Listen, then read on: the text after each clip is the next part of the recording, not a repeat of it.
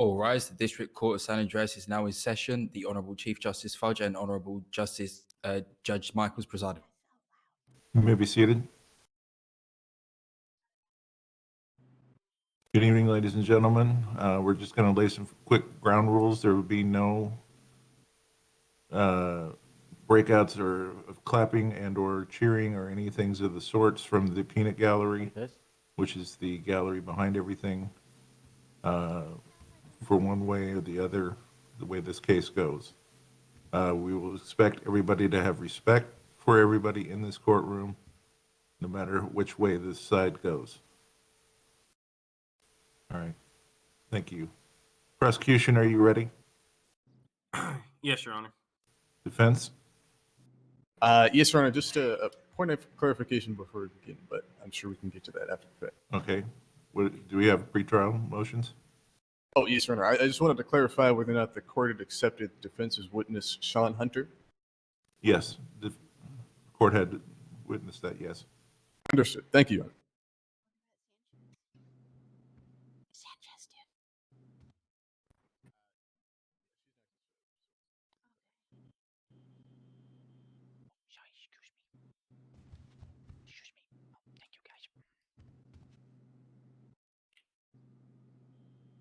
Ms. Tula Wolfe, will you please rise? Ms. Tula Wolfe, you've pled guilty to negligent discharge of a firearm and weapon in public. But to the other charges, how do you plead? I'm sorry, Your Honor. It's my understanding that the guilty plea for the negligent discharge charge was overturned and that Ms. Wolfe can enter a plea of not guilty. Okay. Very well. So you're entering a plea for not guilty for all charges? Yes, Your Honor. All right. Very well. Is there any pretrial motions before we proceed? Not from the defense. Prosecution? None. All right. Prosecution, you may have your opening statement. Your Honor and the people of the court, we are here today in the incident that occurred with Miss Wolfe and with officers on scene. We have the utmost proof, and we also have statements to also show that Miss Wolfe not only shot at officers that day, but also tried to harm our wonderful officers of this state. And we are here to give that justice to the officers and to the people of the state to have them show that that is not acceptable in any standard whatsoever. Very good. Thank you, sir. Defense, your opening statement, please. Thank you, Your Honor. Your Honor, ladies and gentlemen, I'd like to first introduce myself. My name is Oliver Hall, and in this case, I represent the defendant, Tula Wolfe. Now, you heard from the prosecutor. You heard a story. He told you about how on January 27th in the year 2022, his theory of the case is that my client, Tula, willfully and intentionally attempted to shoot and murder an officer on Great Ocean Highway. Now, this narrative that the prosecution is going to spin throughout the entirety of this case is going to be wrong. It's going to be false. And it's not going to encompass the entire situation that happened on January 27th. Now, there are several good reasons for this, and we're going to get to those through the course of this trial. Now, the first, most important, is that this is a clear case of self-defense. Now, for those that do not know, in this state, we abide by the Castle Doctrine and the Stand Your Ground principle. Now, what that means is that sort of three criteria, if you want to think of it. First, there needs to be some sort of imminent threat, right? You need to be in imminent danger. A couple of different examples could be you're being shot at. Someone has a knife to you, is trying to stab you, Right? Those are all examples when your life could be in imminent danger. But there needs to be an imminent danger. There needs to be a reasonable fear that that imminent danger will cause a bodily harm to yourself or death. And finally, any response to that imminent threat must be a proportional response. So if someone punches you in the face, you have the right to defend yourself against your attacker, but you can't shoot them for that. There needs to be a proportional response to that punch to the face. Now, all of this, and one of the most important principles, is that in council doctrine and stand your ground, you don't have a duty to retreat. You can do whatever necessary to defend yourself against whatever attacker is coming your way. Now, on the evening rather, of January 27th, 2022, my client, Tula, spending her night like anyone else, was having a nice drive, good friend of hers, Sean Hunter. Now, they were driving in her car. They were going down the Great Ocean Highway. Now, through the course of that drive, Tula got a bit distracted. Unfortunately, instead of looking at the great ocean views, the sun in her hair, driving down the highway, she unfortunately got distracted. She runs a very successful business, for those that don't know, luxury autos. She got distracted having to handle some work for that company. So while this drive was ongoing, unknown to Miss Wolfe, she was brought into a situation to which she had no desire to be in, to which she had no prior knowledge she was going to be brought into. She was brought into a deadly situation, a shooting, to which she defended herself. Now, the prosecution will have you believe that you cannot defend yourself from law enforcement. That principle is incorrect. It is by no logical reason that a person cannot suffer, not can be subject to an imminent threat of harm by a police officer. Now, in this specific case, not only did an officer pose an imminent threat of bodily harm to Tula, my client, Ms. Wolfe also wasn't acting unlawfully. She wasn't breaking the law at this point. There was no lawful or reasonable reason that my client should have been shot at or injured. In this case, Ms. Wolfe did what any reasonable person would do, what I would do in this situation. She used the firearm that she had, and she shot back. She defended herself. In doing so, she was charged with attempted murder for defending herself, for making sure that she lived another day. And by the end of trial, I hope that you all have kept an open mind, that you've heard out all the facts. At the end, that you see the truth. And the truth is that my client is not culpable of any of the charges she has been charged with. Thank you. All right, thank you, defense. We'll move into the calling of witnesses. Mr. Pemberton, you may call your first witness.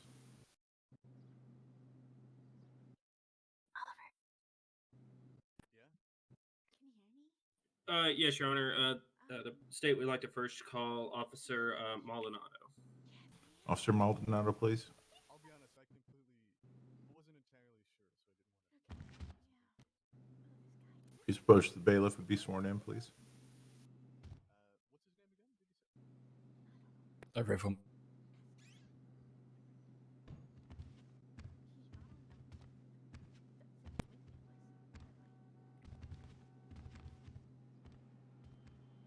Can you raise both hands for me? Do you solemnly swear or affirm that the testimony you're about to give will be the truth, and nothing but the truth, so help you God? Yes. Sorry, Your Honor, could the witness repeat their name for the record? Joel Maldonado. No, sir. Thank you.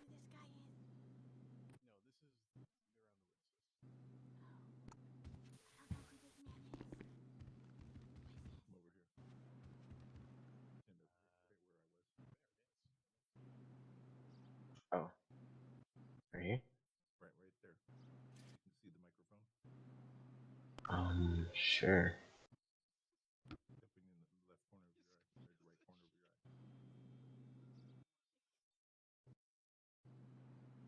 eye. Oh, yeah. Okay. Go ahead, proceed, Mr. Pemberton. All right, yes, sure. How's it going, officer? All right. All right, that's good to hear. All right. So, do you mind kind of just paint the picture for us? What was going on January the 27th? What was going on out there at the PD, please? Okay, so I first responded to class 3 shots fired at Great Ocean Highway in front of the call was for in front of the clothing store at Chumash. And when I arrived there was a lot of people down, like about 8 or 9 people down. The first thing I did was started medical on everyone, and then once they were stabilized, I searched and GSR'd everyone. Uh, I found a class 3 on Eric Jin, and a pistol, unregistered pistol on Sean Hunter as well, and oxy and armor and bullets. Um, I asked for assistance. I was the only one on duty at the time, and then Mateo Krasniqi got on duty. I asked for 78s, and he responded to help me with it. I started transporting 2 individuals. It was Eric Jin and Sean Hunter to Pillbox Medical. I drove to Pillbox Medical. I didn't have enough handcuffs on me because I ran out of handcuffs. There was too many people, and Sean Hunter was the only one that was left uncuffed. I cuffed Eric Jin, but Sean Hunter escaped out of Pillbox in a black AMG, and uh, I started escorting my suspect out of Pillbox and put him in the vehicle. Then the black AMG started chasing me, so the first thing I did was just start running back down to Chumash so I could have an officer to back me up at least. And the vehicle pulled off like about halfway before I got back to Chumash. I arrived back at Chumash, and I put my 95 in the cells, Eric Jin, and basically Mateo told me to bring him out, and we'll take everyone back to Polito Medical. And when I was escorting my 95 back outside of Chumash Medical, the black or the red BRZ, which Sean Hunter was driving, Sean Hunter hopped out, aimed his weapon at me, so I started shooting. And once he was down, not tracers, like bullets came from the car, and I seen Tula Wolfe shooting at me, so I shot her. Now, you say that you had seen the defendant shooting from the vehicle. After you had seen Mr. Sean Wolf go down, did the shooting cease fire? Was there continuous fire? What kind of paint that picture a So little more? yeah, after I shot down Sean, I didn't notice there was another person in the vehicle, so I stopped shooting. But then I saw a bullet come from the car as I stopped shooting, and I aimed it again and saw her. She was blacked out, so it was kind of hard for me to see her at first. And that's when I knew there was someone else in the car. So that's when I shot back. This red vehicle that you said they was in, was that the first time you had seen that vehicle on that scene? Yes, it was the first time I've seen the red BRZ. Now, the defense is claiming in self-defense is why she fired. In any situation you've been in situations like that, have you ever been? I mean, would you ever deem it as self-defense in a way for someone to just start shooting at officers, just openly like that? Nah, I wouldn't call that What self-defense. type of fucking question is that? I honestly think she should have just put her hands up, and at that moment I would have knew she wasn't a threat. But she shot at me, so. Absolutely. So once the shooting had ceased, once the ceasefire had been called out over the radio, and were you the one that begun the processing of Miss Wolf, searching her, handcuffing her, giving her proper medical aid? Yes, I gave her medical. GSR tested her, but I did not search her. That was Santa Rosa, who's the ass chief of the LSPD. Alrighty. And just for the record of the court, what was the results of that GSR test? She came back positive. And do you also know what Santa Rosa found on the defendant? Objection here, sir. Just a second. What object? What's the objection? Calls for hearsay, Your Honor. Rejection. Prosecution. Rebuttal? I mean, it's an open docket. I mean, it was posted what he found. I was just asking the officer if he knew if him and Santa Rosa talked about what Santa Rosa found on the persons. Well, Your Honor, I can clarify if you like. Go ahead and clarify, please. Absolutely. Defense has no objection to this witness being asked to refer to a specific exhibit and point out to what the exhibit shows. However, in this particular instance, this question, the prosecutor asked the witness what Officer Santa Rosa found on the defendant without having any foundation as to whether or not there was a conversation. And the way he posed it, he asked the officer to state what Santa Rosa found on Miss Wolfe without preluding there was a conversation at all. He was asking what he found on her, not whether or not there's a conversation about it. Rebuttal, Mr. Pemberton. I'm just trying to make it clear, I guess, so to say, from a law enforcement perspective, what was found on her persons, and more or less if he knew or if he had the conversation.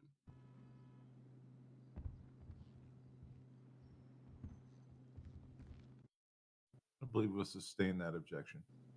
Carry on. Okay, so yes, Santa Rosa did call me while he was processing her, and he told me that he asked me what should he charge her with, and that he found Sir, unregistered. yeah, the question was sustained. Oh, That's a strike with I don't know the what that is. Yeah, rephrase your question, prosecutor. Alrighty.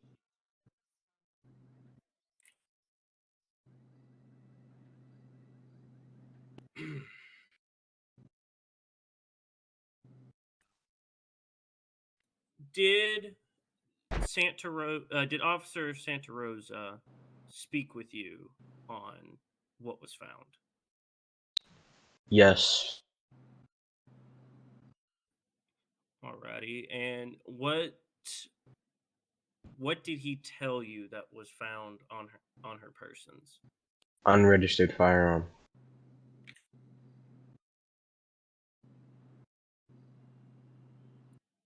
And just for the court to know, did the weapon have no serials on it, or did the serial not come back to her?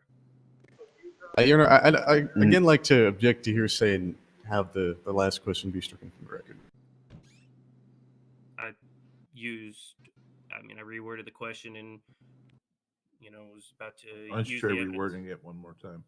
Well, Your Honor, he's asking the witness to testify to a conversation he had with Officer Santa Rosa as to what the findings of Officer Santa Rosa were. Pretty classic hearsay, in my opinion. So I'd ask that this entire line of questioning be directed to something else.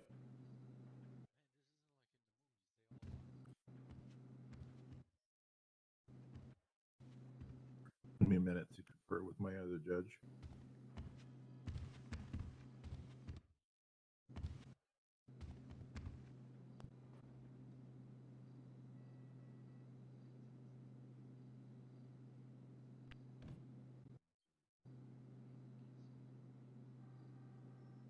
What? Oh shit, sorry.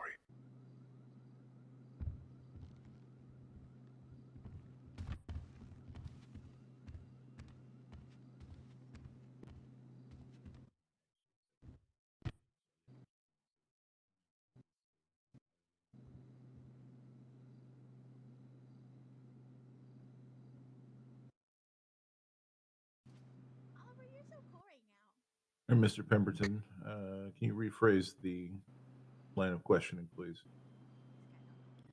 Yes, Your Honor.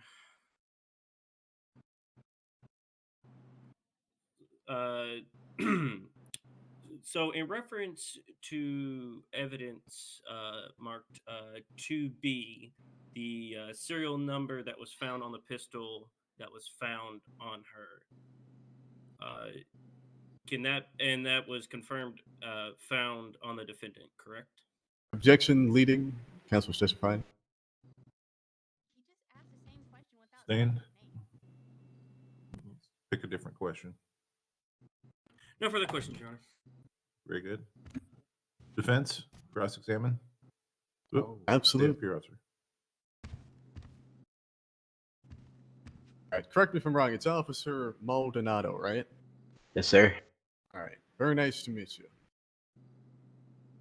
Stated earlier that Sean Hunter began shooting at you on January 27th, 2022, correct? So when I was walking out of the police station, Sean Hunter hopped out of the vehicle, aiming his weapon. I aimed back, and that's when he shot, and I shot back. Okay, and Mr. Hunter, he was getting out of the car at the time, right? He hopped out of the car and was aiming. He was already out of the car when he was aiming. Yeah, so he pointed a gun at you. You shot him while he was out of the car, then, right? Yes, aiming a weapon. Right, and what weapon was that? The combat pistol. Okay. So, Mr. Hunter, he aimed a combat pistol at you. Yes. And where was everyone positioned at this time? Where were you? Where was Mr. Hunter? Mr. Hunter was behind the BRZ using it as cover. Okay, and where were you? And I was out in the open with my 95 next to me. Okay. And to what bumper? Where was Mr. Hunter hiding behind? Okay, so he was hiding behind his door. So the car was positioned sideways, so if you like dug down, you can use it as cover. You know what I mean? Okay. He was on the the driver's side. Okay, can you paint us a picture? What is this vehicle that he was hiding behind? What does it sort of look like? Is it a longer vehicle? Is it a shorter one? A two-door sports car. Okay. And Mr. Hunter, he was hiding behind sort of the hood of that Not vehicle, behind the bumper. not the hood, but the driver's side door. Okay. And where were you on the scene? I was out in the open, like basically exiting the police station because that's where I was coming from. Okay. So he would have been sort of like right in front of you. He was in the street. I was still in the parking lot. Last week. So direction-wise, you're facing forward. Was he right Yes. in front of you? The vehicle was facing toward, not facing towards me, but I guess like sideways. Sideways. Okay. Yeah. And you were going. Did you begin shooting? Where were you shooting? Where? Can you say that again? Yeah. Why don't you, if you could, describe how you shot Mr. Hunter? Where did you shoot? How did you shoot him? Okay, so you're asking where did I shoot him? In the body? No, I'm asking. Could you describe? So you're standing outside the front of the police station. I'm asking if you could describe um, how you shot him. So was it through the vehicle? Was it just at where he was hiding behind the car? How did you shoot him? Okay, so he was standing up. So he's a little taller than the vehicle. So I was trying to aim for his chest. So I wasn't trying to hit the vehicle, but I was aiming for his chest area. Okay. And how many shots did it take for you to seriously injure Mr. Hunter? I'm not sure. I just stopped shooting once I saw that he flopped over. Okay. You were sort of shooting into the car at that point, right?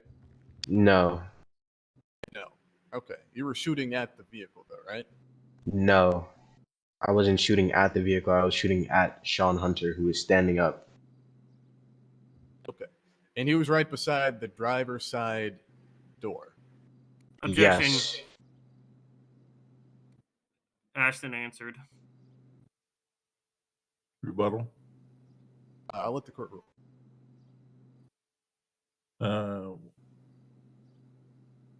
We'll sustain that objection.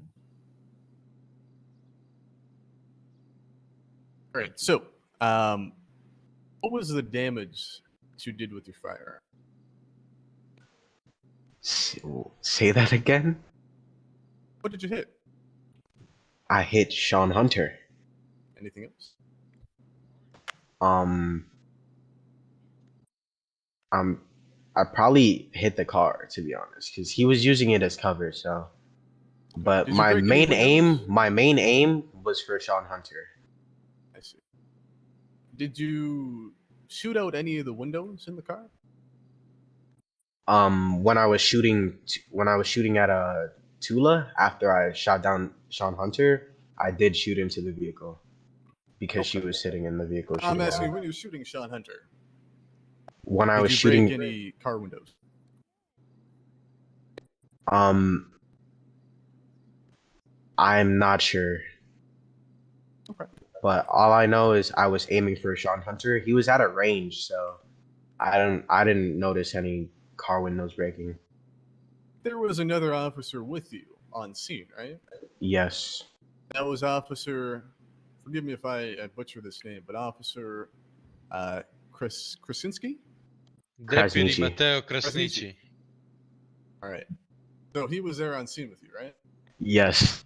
Right. And he had an automatic weapon with him, right? Yes. Okay.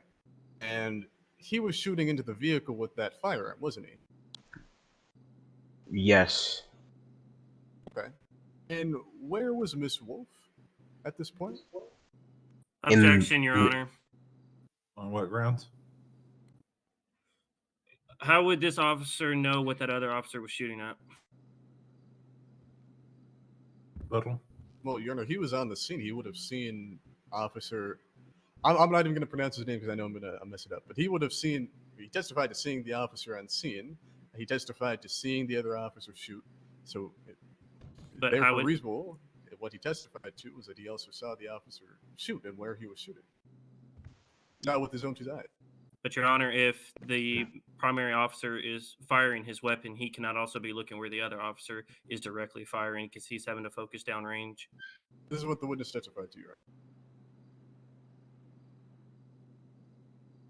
He did also testify that there was, in fact, another officer on scene prior, saying that that officer asked him to come bring that 95 out and onto the into the parking lot.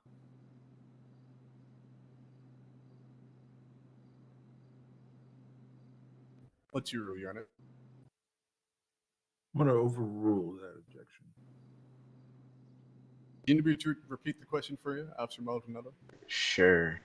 All right, so where at this point was Miss Wolfe located? Miss Wolf was in the passenger seat of the car. All right. And Mr. Hunter at this point had been shot, right? Yes. You're unsure how many times. He'd been shot at what point? At this point in the situation, after yourself and the other officer had shot him, right? He was seriously injured this time, right? Okay, yeah, he was Okay. after I shot him. Yeah, he was down. And around how long did the shooting of Mr. Hunter last? Um, I don't. This was a while ago, so I don't remember. I'll say about 10 seconds or 15 seconds. Okay, 10, 15 seconds. And in those 10 to 15 seconds, you're unsure how many bullets yourself and the other officer shot into the vehicle, right? I remember it was about 20 bullets. 'Cause I still had bullets left in my magazine. Oh, okay. You're unsure about the other officer, though. No, I can't speak for him. Okay. So, once Mr. Hunter was down, the other officer kept shooting in the vehicle, right? It was a very quick situation. Okay. I ask you, was it a very quick situation? I don't know. It felt kind of quick. Okay. And in that time, at some point, my client, Miss Wolfe, she began shooting out of the vehicle. Yes, Okay. Where was she shooting? she was shooting in my direction. Okay.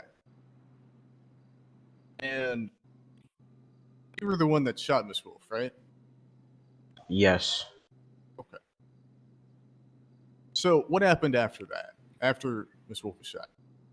After Miss Wolf was shot, um, first I was about to bleed out, so I made sure that I didn't bleed out. I used an eye pack, and after that, um, all I guess all the suspects were on the floor bleeding. So after I was stable, I started giving medical to them, and then after that, I GSR tested uh, Tula.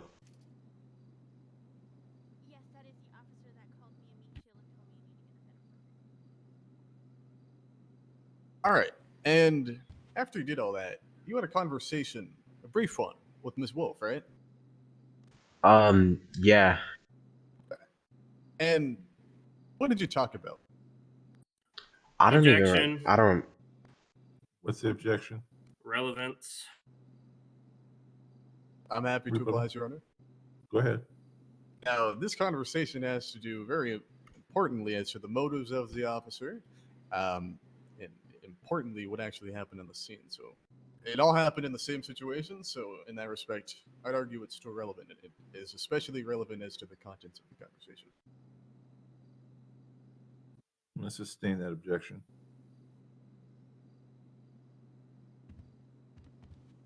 Okay. Now, Officer Maldonado, it's true that you bragged to my client about her shooting, right? No. No. So you didn't talk about how she didn't hit you at all? I mean, she didn't hit me, but I didn't say anything like that. Didn't say that to her. Okay. And it's true that you called her a meat shield at that point, right? Oh, no. I told her that Sean Hunter used the car as cover, and she was a meat shield. Right. So you're saying, or testifying that it was Sean Hunter that called Miss Wolfe a meat shield? No, I'm saying that Sean Hunter turned the car and put her in the line of fire. Oh, I see. Okay, so right. So in that statement, you were saying how Miss Wolfe was placed in the middle of two people shooting at each other, right? That's what you meant by that? She wasn't placed in the middle, but the way it looked, it was. I mean, I still had a clear shot on Sean Hunter. It wasn't like she was in the middle where I had to shoot through her to get to Sean, because I had a clear shot on Sean Hunter. Yeah, but you called Miss Wolfe a meat shield, right? So that means that Sean Hunter is using her as a prop for you to shoot her, right? No. Objection, Your Honor. Go ahead. He's battering the witness. I don't see how I'm badgering your honor. I'm just trying to understand the comments of the officer made. He's already said no to saying that he said that he had used her as a meat shield. I'm going to agree to that objection. Continue on. Understood, Your Honor. Now, you testified that you were shot by Miss Wolfe, right? She shot in my direction. I literally saw a bullet pass by my head coming from her gun. Okay, if you could answer the question. So, did she or did she not shoot you? Do you know? She did shoot at me. Okay, but none of the bullets hit you. No. Were you shot at that point? Yes, I was already shot and bleeding out at that point from Sean Hunter shooting me. Okay, understood. Now, I'm assuming you own a firearms license, right? Yes. Okay. Now, that means you have a pretty fair understanding of the self-defense laws in the state? Yes. Okay. Now, can you describe for the court the Castle Doctrine is? Objection. Leading.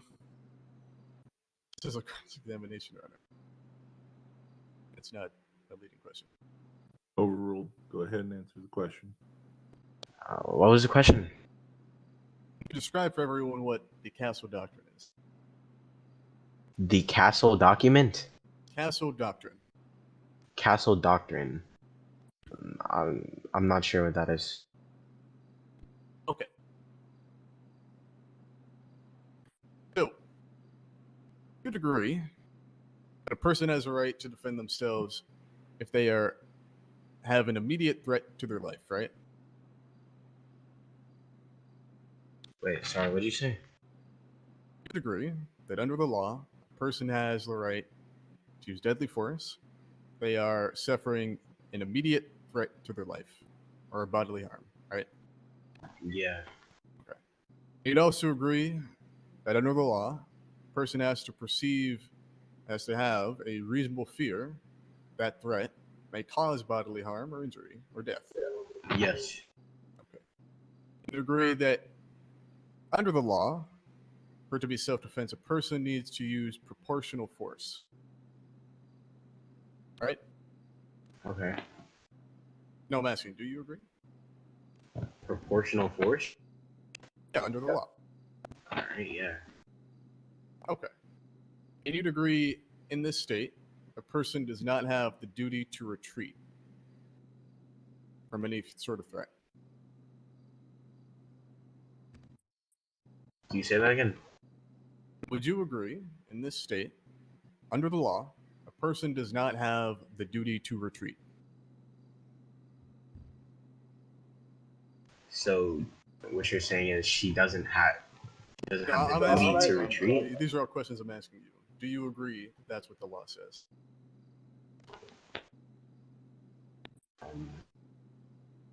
Sure. Good, sure. Yeah. Okay. All right. Now, to your knowledge,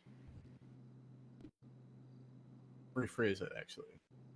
Now, when it comes to self-defense, would you agree that one person shooting another person, or at another person even, is grounds for that person to use deadly force to defend themselves? One person shooting at another person is grounds for to use deadly force? Yeah, do you agree with that? Yes. Okay.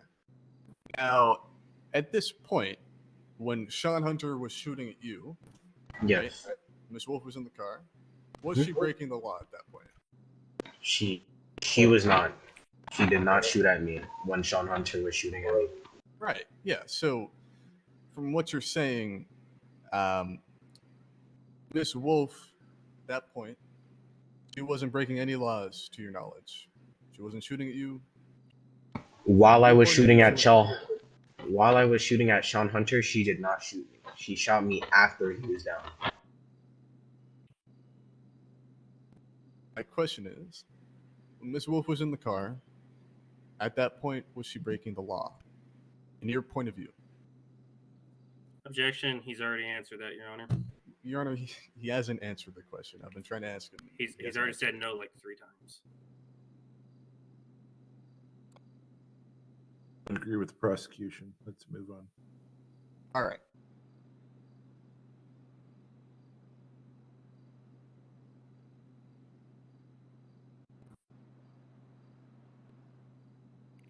I think that's all the questions for now, Your Honor.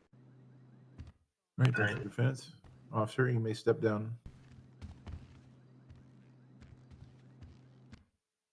All right, Mr. Pemberton, your next witness, please. Yes, Your Honor. State like to call Deputy Mateo to the stand. Deputy Mateo. Please approach the bailiff and be sworn in.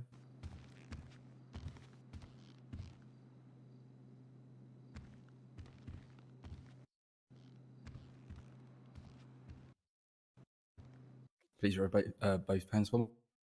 Do you solemnly swear or affirm that the testimony you are about to give will be the truth, and nothing but the truth, so help you God? I definitely don't pay you now. Yes, I do. There you go. All right. Spout over here, please. Just right here. Yep, you should see the microphone there. Yep, I see. Okay. Go ahead, Mr. Pemberton. All right. How are you doing today, Mr. Deputy Mateo? Feeling peachy, sir. It's fantastic to hear. I just want to, for clarification for the court, is the body cam that you that was submitted to me, that is your body cam, correct? Correct, that's my body cam. Alrighty. So, just for clarification, to understand why you was at the scene, can you give us just paint the picture for us as to why you were called on to the original scene? Well, I came on duty. The second I set my call sign that I'm on duty, I get a call that he needs additional officers to that scene and that there's been a massive shootout. I promptly responded code 3 over there. When I came on scene, I saw a lot of downed individuals. I was providing first aid to the downed individuals for quite some time while he was transporting them as fast as he can to Pillbox Medical up into the city. At that time, while I was trying to give first aid to the downed subjects, I noticed don't hold me for my word, but I think it was red or orange. It was so long ago I don't quite remember of the color. 2-door vehicle kept on circling us, not once, not twice, but multiple times, going behind us, going in front of us, just essentially just circling us. While I was still providing first aid and trying to get them ready for transport, that's when the vehicle, while I still heard the vehicle behind us, I attempted to get on top of a roof so I could get a vantage I'm point gonna on object the at this vehicle. point, Your Honor. This is the witness is going on a narrative answer. Response? I mean, he's telling us why he was there. I'm going to agree with the prosecution. Continue on, please. Essentially, when I climbed on the roof for the second time, I believe at that point, that's when the vehicle put themselves in a 45-degree angle, stopped, opened fire at the officer. That's when I proceeded to jump off the roof and discharge rounds at the vehicle, downing the individual. Alrighty. So, just to kind of re-ask this, you said that the vehicle that there was a vehicle that circled the area multiple times. Yeah, that was the exact same vehicle when they stopped, exited the vehicle, and opened fire at us, as it can be seen on the body cam. Absolutely, and and just for the court's awareness, the car on the body cam can actually first be seen at timestamp 10:35. You can see it for the first Objection. time. Counsel testify.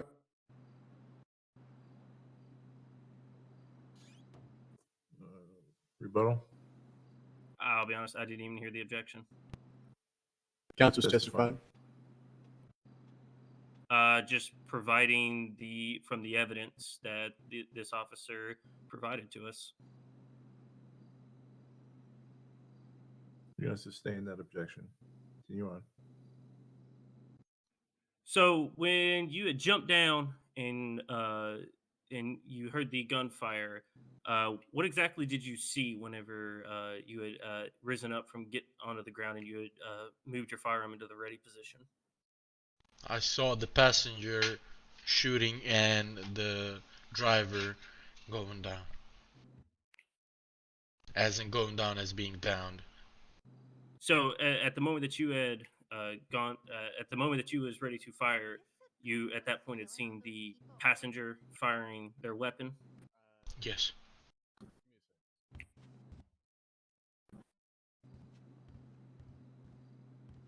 And at that point, what was your next immediate action? Open fire so my fellow officer doesn't go down.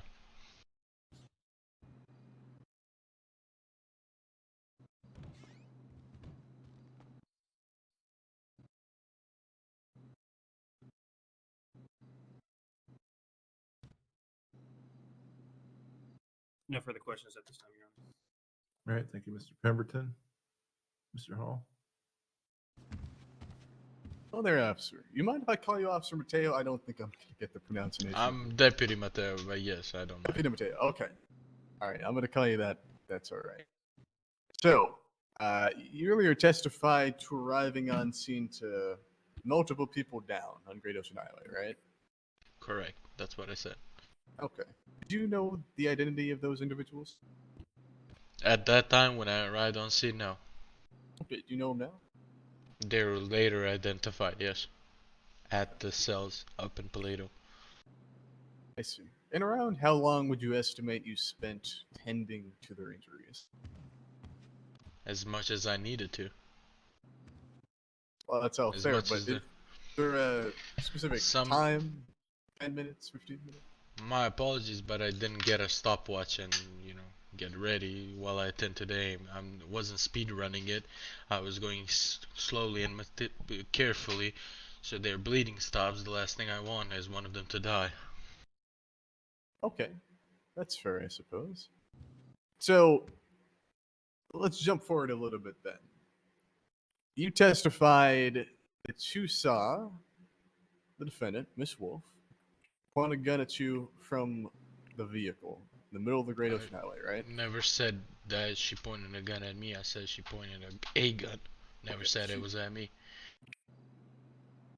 And this is while the shooting was ongoing, right?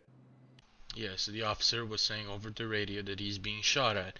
There was one vehicle and two persons shooting at him. Okay. And what point did you see Tula point her gun? Point when I got up and shots were still happening at the officer. Okay. Now, if you wouldn't mind, if I could have you refer to the body camera footage. That Alright, should just be give me Exhibit 1 second. 1A. Give me 1 second so I can open up. Absolutely. So once you pull it up, if you could go to, say, timestamp 1540.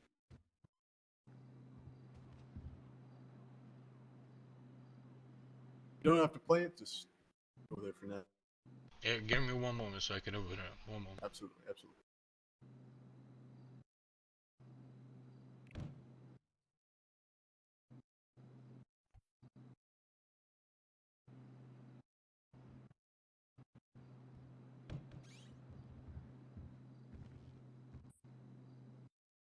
Okay, me being on the roof. Okay. So you are on the roof. Yes. Can you sort of describe what happens for the next minute? If you want to play the next minute, Your Honor, again, this is timestamp 1540 if you'd like to view as well. Yes. And then just play for the next minute.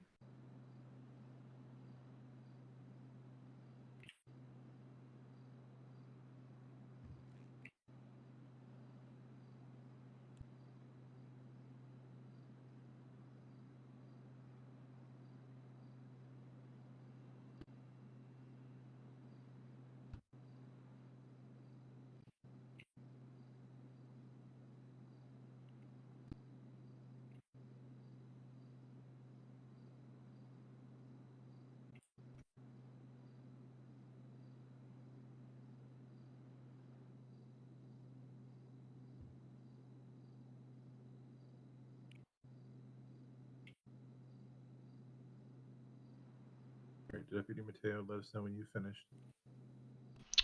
Yeah, I'm finished. All right, now if I could get you again to look specifically at timestamp 1551 for me. Let me know when you have that up. No need to play, just sort of a freeze frame. All right. 1551. Yep. Got it? All right. Now, could you describe everyone you see at this point in the footage? From a distance, I mean, I can hear multiple shots besides the officer. I can hear besides the automatic fire. I can hear other different shots going singly off simultaneously. Okay, I'll put it this way. Is it true that you see Officer Maldonado straight ahead of you with the gun, the class 3? I don't see him straight ahead of me. I see him to my left. Okay. Who's the person in the white sweatshirt?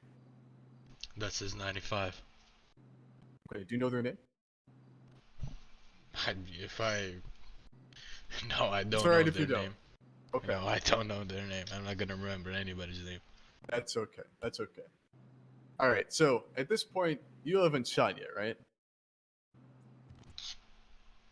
I haven't shot yet. Okay. So, and play for the next 5 seconds. Yeah, I discharged rounds. Okay.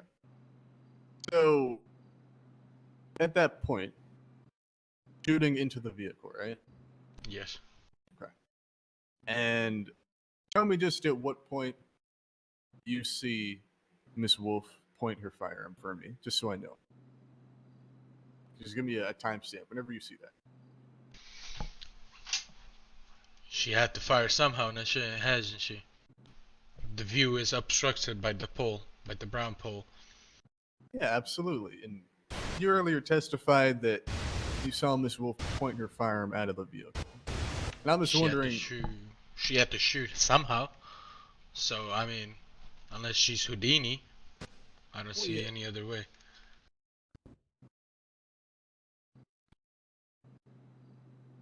If you don't know, that's all right. But at what timestamp did Miss Wolfe point and/or shoot her firearm out of the vehicle? From the beginning of the shootout till she got down. Okay, so you disagree with Officer Maldonado that she shot after Mr. Hunter was shot?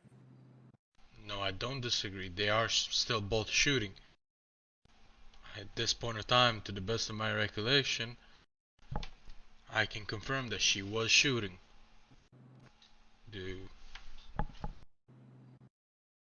Okay, that's understandable. And do you still stand by your testimony that?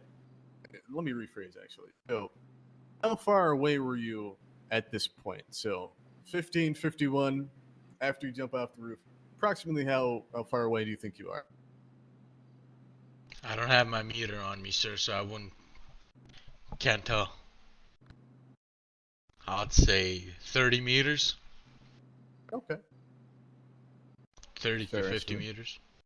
That's it. And from that distance, you're stating that you did in fact see the defendant point and shoot a firearm. Your defendant was still shooting after the driver's was down. So It's not answering unless my question, sir. You can repeat it if you'd like, but I'd like an answer to the question. What's your question? Okay. So from the distance that you were, the timestamp 1551, Alright. was it at that point that you saw Miss Wolfe point a firearm? As you can see, due to the pole being there, its view is obstructed. Okay. All right, why don't you go ahead and continue to play through for me. And if you want to go to timestamp 1557. All right. And from that point, if you could just state where you were shooting. I was shooting at the vehicle.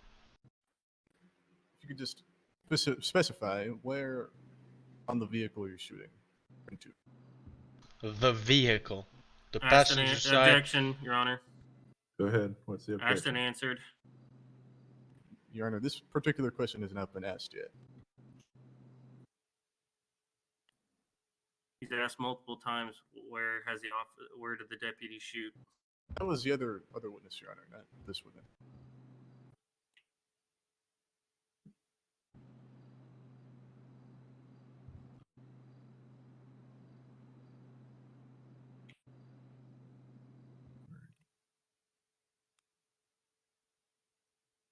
All right, Mr. Hall, you did not ask him already. So we're gonna sustain that objection. Okay.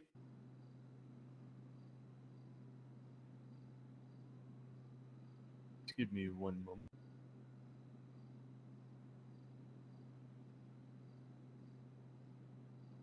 All right. So, Officer Mateo, if I could get you, Deputy Mateo. sorry, Deputy Mateo, if I could get you to go now to timestamp 8:20.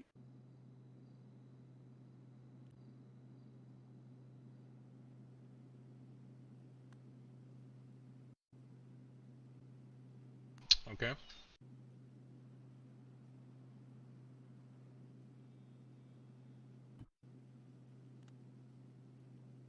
Yes.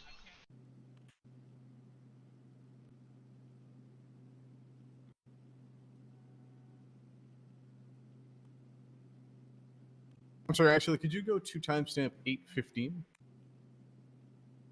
And then if you could play through to timestamp 8:22 or so.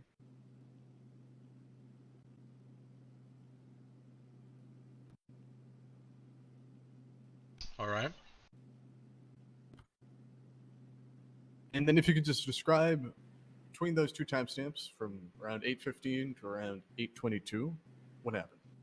The subject in that Vi vehicle kept on continuously ramming into other vehicles, causing the other Audi to hit the downed individuals. Therefore, the threat has to be neutralized, as it was causing more harm to the downed individuals.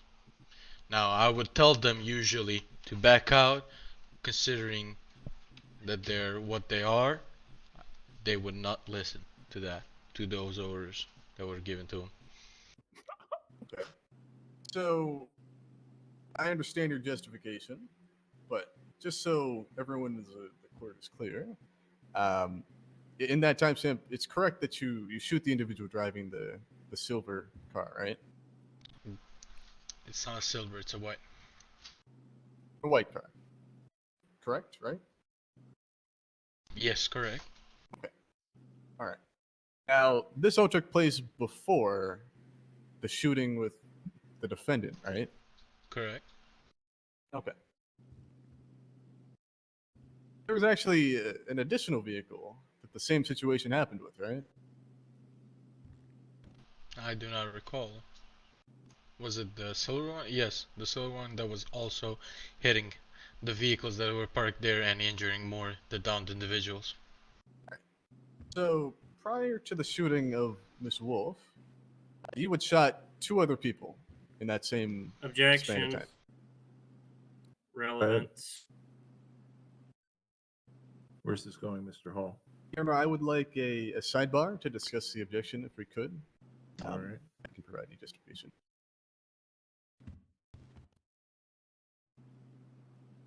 Is Mr.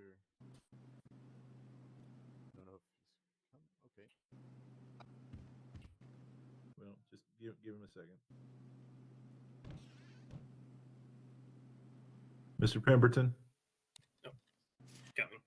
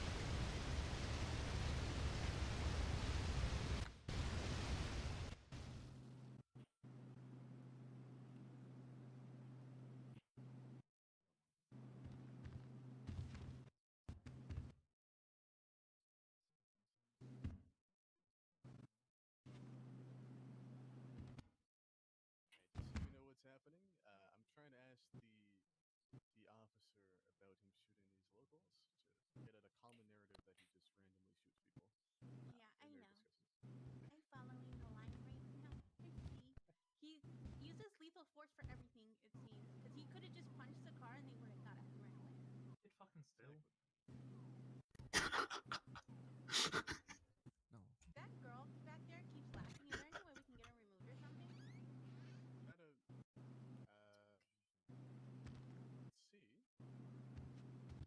She just laughed like 3 All times right. so far. After conferring with my Tayla. co-judge, Mr. Holm, we're going to ask you to change your line of questioning, please. Absolutely, Your Honor. All right, so Deputy Mateo, after the shooting took place, it's true that you ran up to the vehicle that Miss Wolfe was in, right? I had to clear the vehicle as per my duties. Since the officer was bleeding out, I had to make sure that there aren't any more subject that we should be knowing about. So that's a yes to the question? Yes. Okay. And when you ran up to the vehicle, it's true you saw Mr. Hunter next to it, right? Yes. That can be clearly seen in the body cam. And if you could go to not exhibit, but if you could go to timestamp 1621 for me, just stop there. I'm going to ask you a couple yes or no questions this timestamp, if that's all right with you. Okay. You there? I'm here. Perfect. All right, so you would agree that the vehicle in question has tinted windows, right? Yes. Okay. You'd agree you can see that Mr. Hunter is laying out beside the vehicle at that point, right? Yes. Okay. And he's sort of behind the vehicle's driver's side bumper, right? That can be clearly seen in the video, yes. And the vehicle is sort of turned sideways a bit, right? Yes. Okay. So, is it true that from the position that Mr. Hunter was, Miss Wolfe would have been in the direct line of fire in order for anyone to shoot Mr. Hunter, right? Essentially, yes. And when you walked up, Miss Wolfe was still in the vehicle, right? She was downed, yes. Now, Grant, how long would you estimate the shooting went on for? I would estimate anywhere between 10 to 20, 30 seconds. Okay. You can go to the video and put your stopwatch and see then precisely. Okay. And do you know at what point Mr. Hunter had been so seriously injured that he was laying on the ground? No, I don't. I only hear over the radio that the subjects are down. Okay. And do you recall Officer Maldonado calling an individual down over the radio? Yes, he did. He said they're both down, they're both down. It can be heard over the body cam I provided. Okay. So he didn't say over the radio specifically Sean Hunter is down or the driver is down. He didn't say that, right? Why would we, since both of them are down? Doesn't matter. He said both of them are down as they were down. If you could try and answer in a yes or no, just so you do answer my question fully. So that was a no, right? They didn't do that? I answered your question. Deputy Mateo, Yes, you could. I just said that. If you'd like, I can answer the question, or I can repeat the question for you. All right. Okay. So So you want specifics? No, he did not say the driver nor the passenger are down. He said both of them are down. lovely. You Okay. can quote him on the body cam if you wish. All right. So the shooting, it went on until both parties in the vehicle were down. Of course. Okay.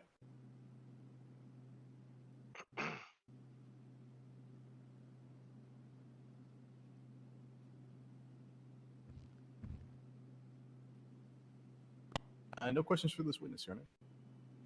Very good. Deputy Mateo, you may step down. Appreciate it. Remember, you're still under oath. Mr. Pemberton, your next witness, please. Your Honor, the state would like to call Talia James. How do you feel you did? Miss James? All right, I need you to tell me of the vendetta that you have with this. Raise both hands for me, please. She is my. Do you solemnly swear or affirm that the testimony you're about to give will be the truth, and nothing but the truth, so help you God? I do. Are you good? Thank you. There's a little vendetta because I'm not gonna lie. Right here. A little. Is it this side? Yep. Right there. You should see a microphone for you. They, Oh, hello? they're the ones that Yep. shot first. Okay. In every Oh yeah, I can see. Sorry. There you go. approach All right, Mr. Pemberton. my group has taken to them. They've been shooting us, not them. Alrighty, how are you doing today, Miss James? I'm doing well, thank you. Alrighty, so do you mind letting us know and painting the picture for the court on exactly why were you on the scene that had happened on this day? Of course. So I am a mechanic at Misfits and I am also a tow. And I received a call to do a personal tow down in Chumash. So earlier that day we had actually had gang tags in the in the office, so just to be safe, I took my fiance and a few of my friends, and we made our way down to Chumash in the tow truck. We arrived and everything seemed pretty normal. There was a white car and a man in a white hoodie, and as I've gone to put the car onto the tow, he then tells me to put my hands up, and before I even put my hands up I was shot. He was all shot down, including the two shooters, and I presume one of the shooters was actually Mr. Sean Hunter. And one of the cops showed up. I can't say his name properly, so I don't even want to try. And he didn't have enough cuffs for all of us, so I think we was probably on the floor for about 10 minutes until another cop showed up, thankfully. And once they were cuffing us all up, during this period of time, there was another car that kept circling the area, and I believe it was pinky orangey car, and the windows were blacked out. So while I was up down on the floor, I could hear the car going past, but I couldn't quite see like through the windows. And then once me and my friend Bruce Lawson was put into a cop car to get us off the road, we looked over our shoulders and we saw that car pull up again, and we heard gunshots again, while Sean and another person were down on the floor. So this was two new people, and I presume that this must have been Tula and another person. Now you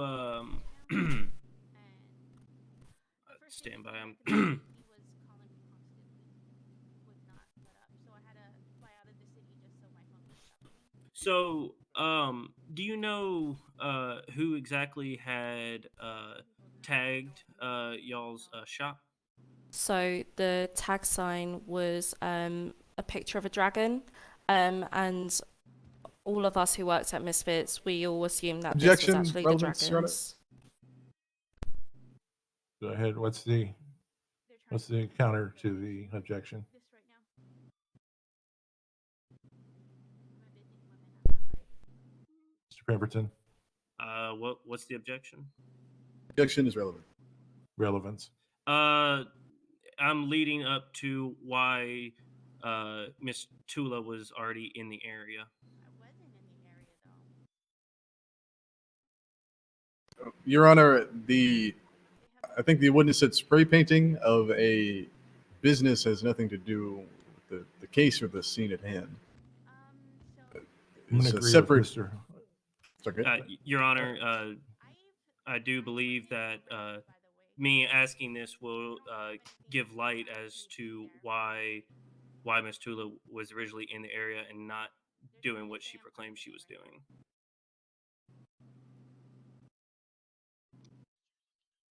I'm going to agree with Mr. Hall on this one. Go ahead and move on past this one.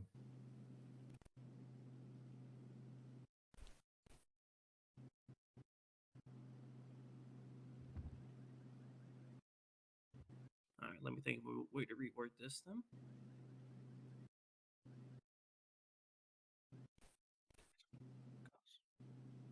how often, um, how often do y'all do? Or let me rephrase my question. How often are y'all normally shot at whenever y'all are doing tows? Never. So it was very traumatic. We really didn't expect it, and from then on we've only been asked to do tows for the police. Is it a quite a normal thing prior to this incident to go to personal calls like that? Not usually, no. I mean, I received the call, and then I text them to get their specific location. So I have the number that texted me, and we made our way there.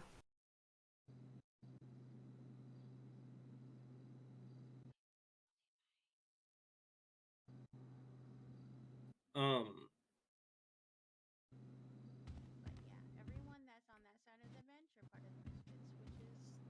did you? I cannot remember. Did you say that you know the name of the individual that had originally called you out there to pick up the tow? I do not remember the name of the individual, but I know that Sean Hunter was with him. And was he with him at that vehicle? Yeah, well, so I pulled into Chumash, and then as I pulled in and got out the truck, a Mustang pulled up beside the truck next to me as I was going to put the white car onto the truck, and then Sean went over to two of my friends and began to shut them down while the man in the white hoodie started to shoot me down. And could you see who all was in that black Mustang? No, I couldn't see him because he was masked in black. I was more asking, could you see if there was more than one individual in that vehicle? In the Mustang? Yes. No, not in the Mustang. No. I think they came in two separate vehicles. Like I know they came in two separate vehicles. Sorry, my apologies.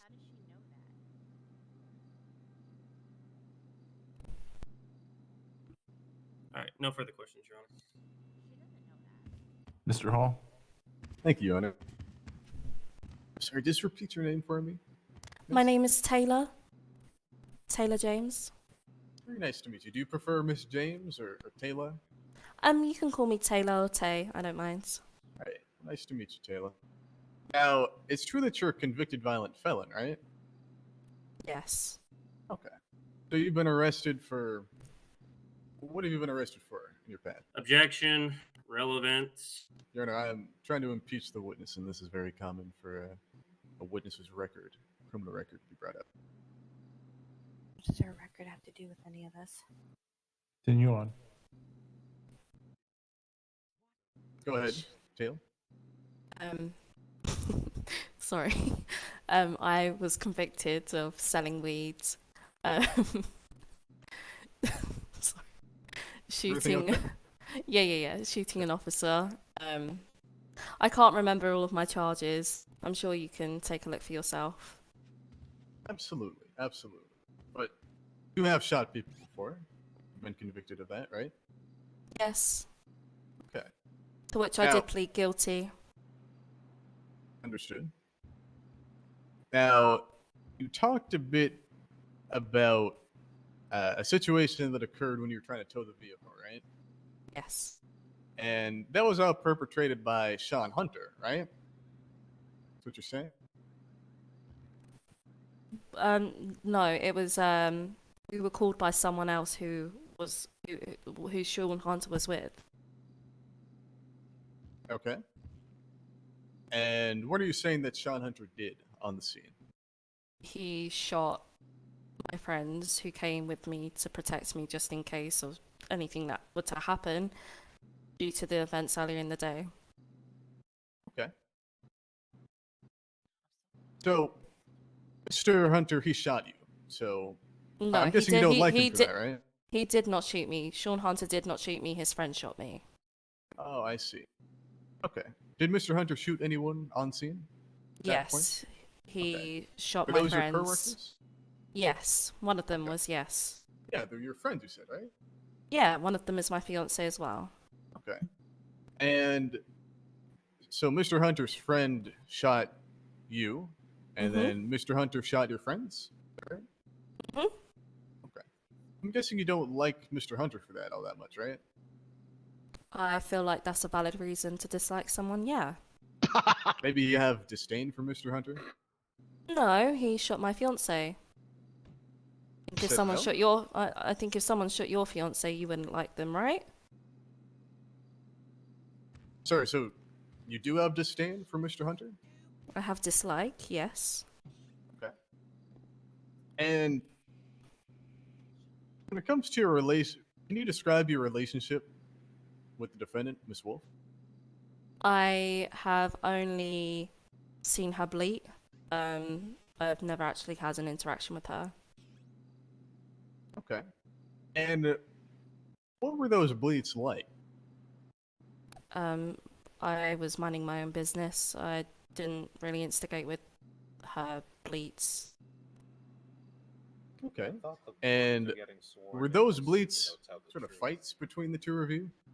No, because Bro, we I'm do not know each probably other, going to jail apart from the after fact this, that she hope was you know once married to my fiance, but I don't feel like that's very relevant. And has your what's your fiance's name? My fiance's name is Louis Sinclair. Has Mr. Sinclair ever talked to you about his relationship with Miss Wolfe? Objection. Relevance. Let's hear the relevance, Mr. Hall. Absolutely, Your Honor. This all goes to impeaching the witness and the witness's relationship to the defendant. I think it's quite clear that there is a poor relationship, but that is extremely relevant in terms of ensuring that that's on the record to know any possible bias or prejudice against the defendant. All right, Mr. Hall, I'm going to cut you a very thin line on this. Absolutely, Your Honor. Try and make it brief. Could you repeat the question? Sorry. Absolutely, absolutely. So, what are your feelings toward Mr. Hunter? I do not have disdain for him. It was just that event, unfortunately, just made a better judgment of what kind of character he is. And what character is that? Well, I mean, he likes to shoot people, I guess.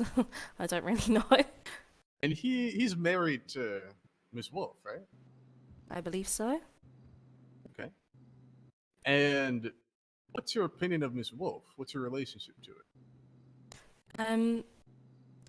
I mean, I can't really say anything about her because I've never had a Objection. Asked and answered. I'm going to agree with Mr. Pemberton. Go ahead and move on past that question. Absolutely, Your Honor. Well, I'll go ahead and ask you a bit about the incident. Now, there were sort of two. That's my incidents, right? pockets, officer. Yes. Yeah, there was one where Mr. Hunter, he was involved, his friend was involved, there was shooting between the groups of people there. And there was a situation, the shooting of my client, Miss Wolfe, right? I believe so, yes. Okay. And did you see both situations? I was in the back of the cop car, as I stated earlier, when the second shooting happened, and that is when Tula showed up. Okay. And where is that cop car positioned? Oh, I'm the worst at explaining things. Probably closer to the entrance of Chumash, near the clothing store. Okay. So near the exit is sort of the shopping mart area, is that right? I haven't visited there in quite a while just because it's a bit traumatizing for me, so I can't quite remember the positioning. Oh, okay. I gotcha. And what seat in the vehicle were you? Or where in the vehicle were you? I was in the back seat, so I could see through the back window. Okay. And so you're stating that you saw the shooting take place. I saw, I heard the gunshots at first. I must admit, I was very traumatized. I was crying very loudly, but I heard the shooting. I looked behind me. I saw the officers shooting, and then I saw two people dressed in black who had came out of the orangey pinky vehicle shooting at the officers too. Can you describe the vehicle that you were in? The vehicle that I was in, Yeah. So what agency was it from? You know? What, the cop car? Yeah. I it's a cop car. I don't really know Was where it they. brown? Was it black and white? It was a black and white cop car. I see. And you were positioned in the back right of it. Yes. Okay. And to your, what would probably be your right at that point, did you see Deputy Mateo jump off the roof? No, I didn't. Okay. So at that point, what would you say you were doing? I was crying my eyes out because I was scared. My friend was trying to calm me down. We both noticed this car that kept coming around. And then we heard the gunshots. I began to cry more. And I watched from the back window and started to cry even more. I was in fear of my life because I had just been shot, and then there were more gunshots. There was only 2 officers to protect 5 of us that were downed. Okay. I just want to make sure I understand what you saw correctly. So, Of course, you saw Ms. Wolfe get out of the vehicle and shoot? I saw 2 people dressed in black with their faces covered coming out of this pinky orangey vehicle and shooting while the officers were tending to, could have been Sean and another person on the Your floor. Honor. He's asked this 3 times and she's answered it the same way 3 times now. I have not asked this question, Your Honor. He's asked if she's seen the shooting, and she has said yes 3 times and has explained the same exact situation 3 straight times. Your Honor, asking a question to be, did she see the shooting, is completely different as to whether or not she saw people get out of the vehicle or specifics to the shooting. Those are 2 different questions. Let's move on past this question. Okay.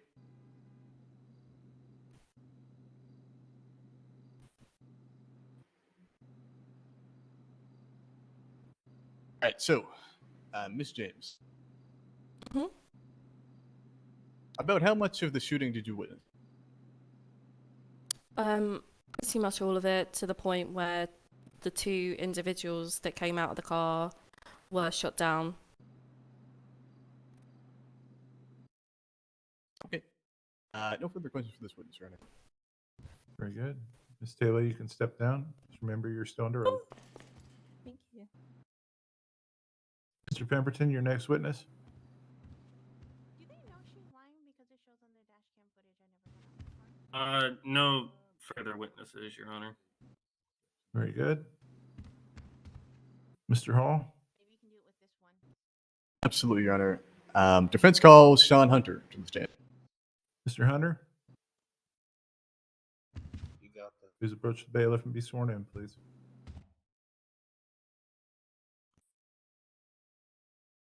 What the fuck was that? Raise both hands for me. Do you solemnly swear that the testimony you're about to give will be the truth, and nothing but the truth, so help you God? Yeah, I do. Perfect. All right, right over here. See the microphone there. All right, Mr. Hall. Thank you, Your Honor. How you doing today, Mr. Hunter? Yeah, not too bad. But I just want it to be stated that my second name is Wolf and not Hunter anymore. Oh, okay. All right. I'm going to call you Mr. Wolfe then. Sean, Appreciate it. any preference? Just Sean will do. All right, Sean. Sounds good. Now, it's true that you were at the Chumash Plaza on January 27th, 2022, right? Yep, that's correct. Okay. And what did you do? Let me rephrase that question. Did you see a tow truck at that plaza at any point? I did, yeah. Okay. And in what context was that? The tow truck was parked at the front near the entrance to the Chumash clothing store. And I came round from the back to pick up Tayla, basically. Okay. And it didn't go according to plan, did it? No, it didn't, no.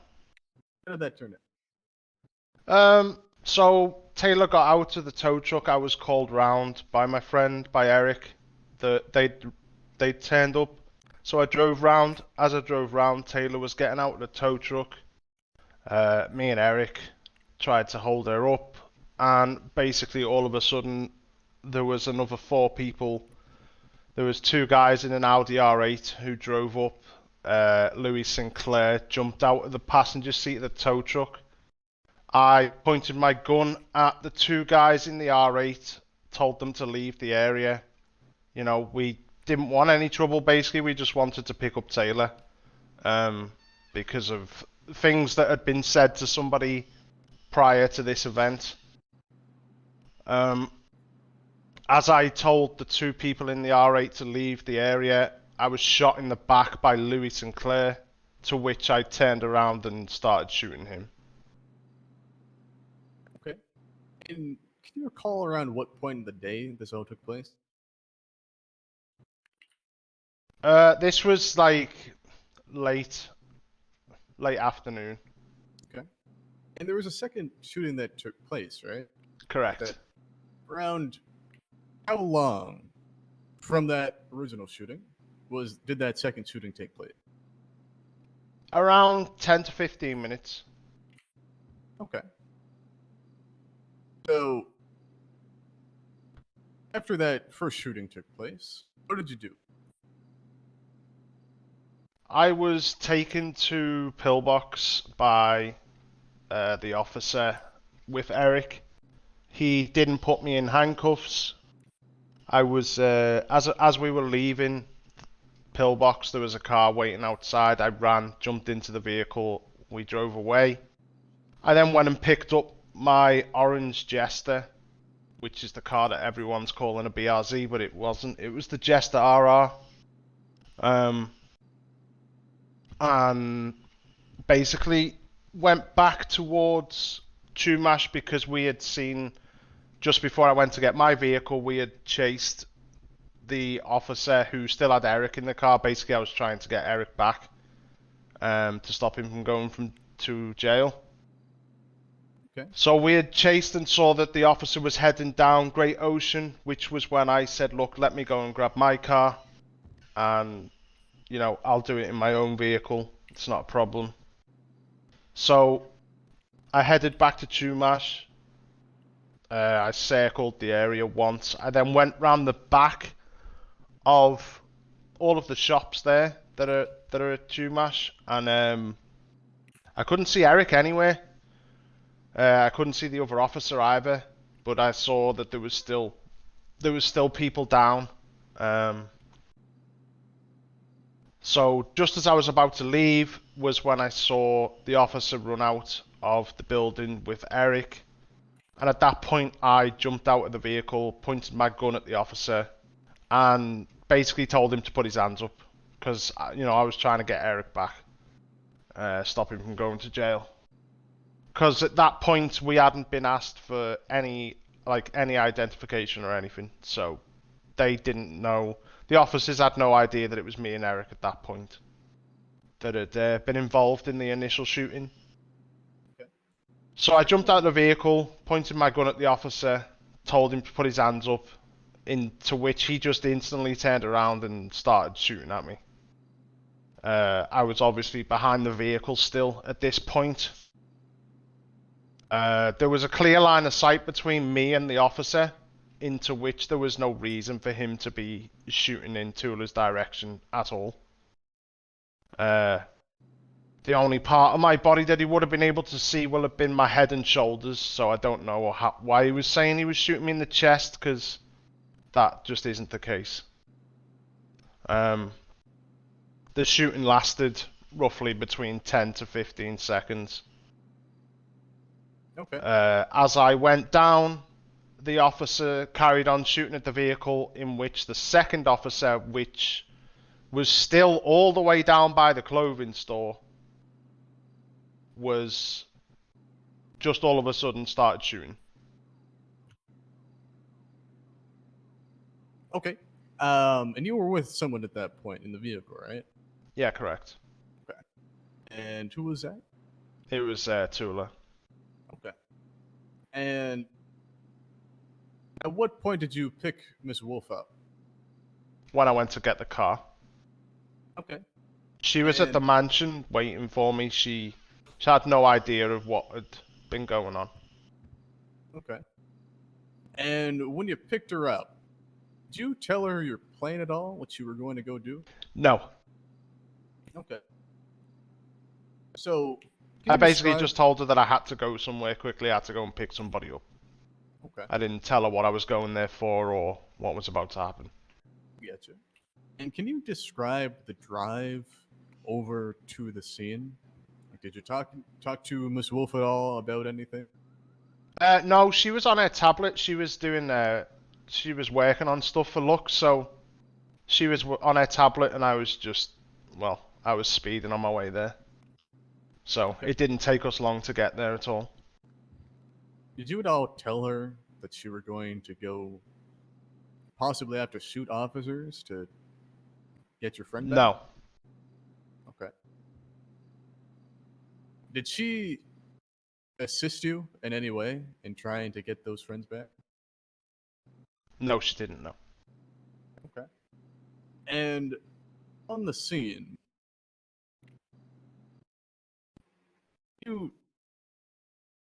you were out by the you got out of the vehicle, right? Yeah, correct. And what firearm did you use? I used a combat pistol with a suppressor. Okay. And how many officers on scene were there? At the time, two. One was still by the clothing store, and one came out of the police station there at Chumash. So the other end of the car park. Okay. And can you describe? You got out of the vehicle. What happened? Basically, I pointed my gun at the officer, told him to put his hands up, and he just instantly turned around and started shooting. Which was then when I started shooting back. Okay. And did Miss Wolfe get out of the vehicle and No. help you try and hold up this officer? No, she never got out of the vehicle at all. Both the officers have even just said that Tula was in the car the whole time. Okay. And the officers, did you see where they were shooting? One, so the second guy that was down by Chumash, the second officer, I couldn't see where he was shooting at all. Because when he started shooting, I was already down. I was already down behind the car. But I know that the first officer was just, I'll be honest, he was just lighting the car up. Like, he wasn't really aiming at me, he was just shooting in the direction that I was, which was just behind the car. Was he shooting into the car? I would imagine some of the Objection, bullets Your will have Honor. gone into the car, yeah. What's the objection? Hearsay. They don't know exactly where what the officer was intending to do. Mr. Hall? Your Honor, that's not what hearsay is. This is a witness. There's a first-hand witness to the events. This is what he saw. He's not. This isn't what he's speculating on or what he heard from another person. This is what specifically he saw on the day in question. I'm going to agree with Mr. Pemberton on this one. Okay.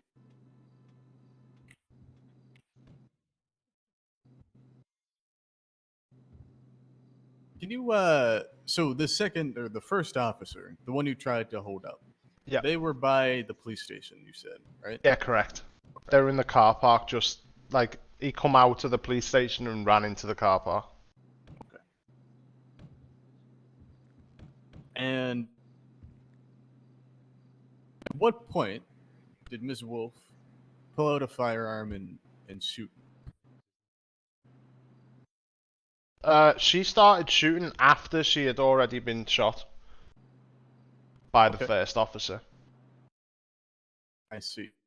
So Because all I could hear was just the bullets hitting the car as he was trying to shoot at me. okay.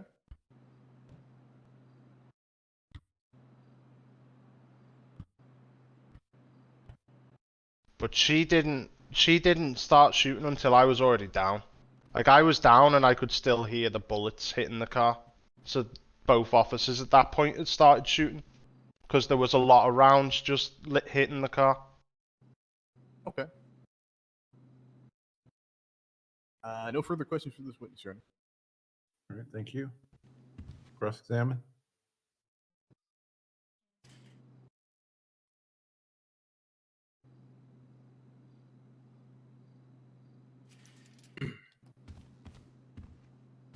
How are you doing today, Mr. Wolf? Yeah, not too bad, thanks.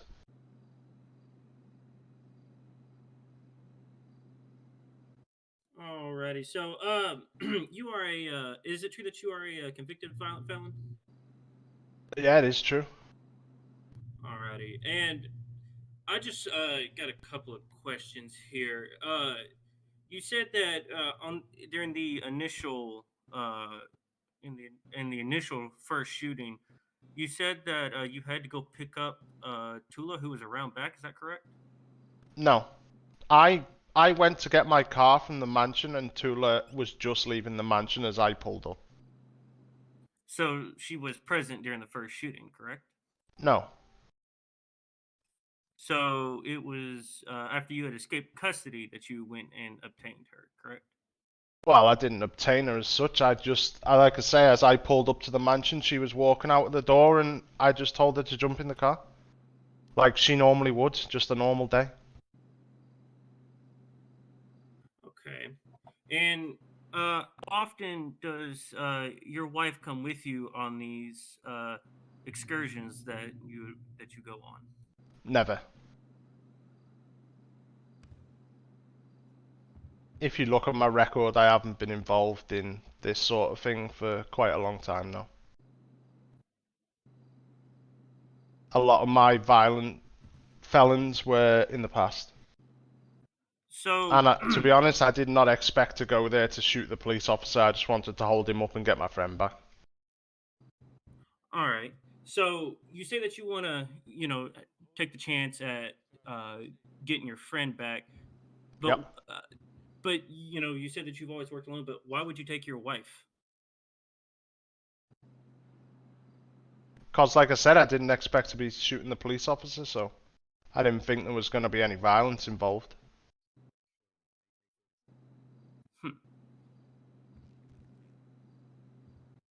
And so, at that moment, then it's still pointing a weapon at an officer. It was still, you still didn't think it was going to turn into a shootout. Not necessarily, no.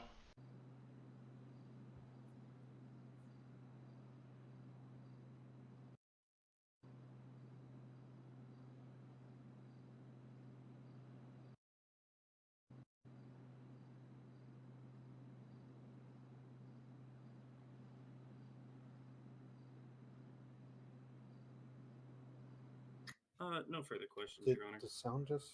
I have a couple Why? questions on redirect. Redirect, go ahead. Yeah, so, Mr. Hunt, this prosecutor asked, you are a convicted violent felon, right? Yeah, correct. But prior to this incident, how long had it been since you were arrested? It's been a couple of months. For a serious felon, anyway. So, Miss Wolfe wouldn't have expected you to be breaking the law at that time. No, right? she wouldn't have had any idea, no.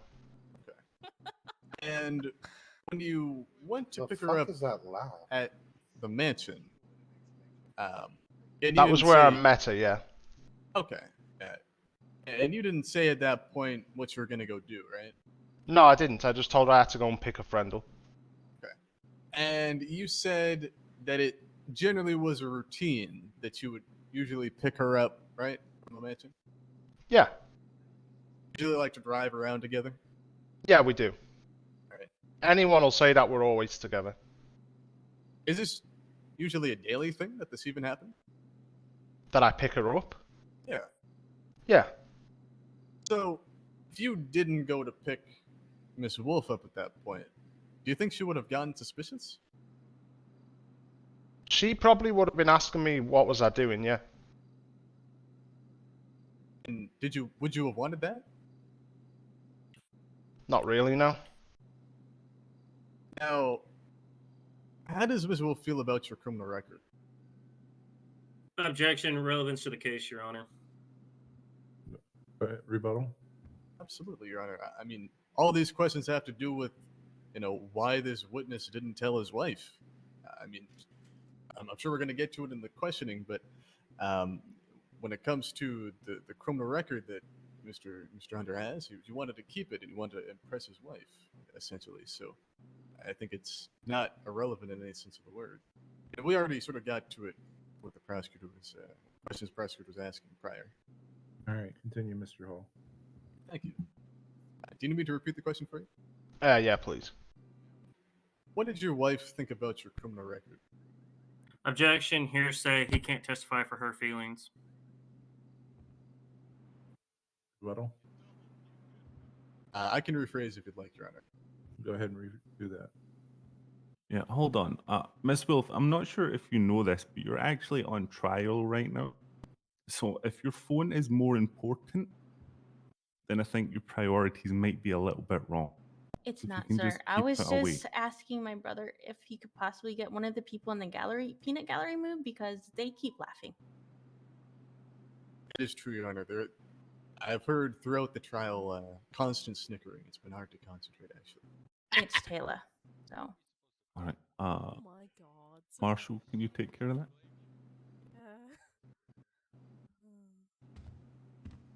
All right, you can proceed. Thank you.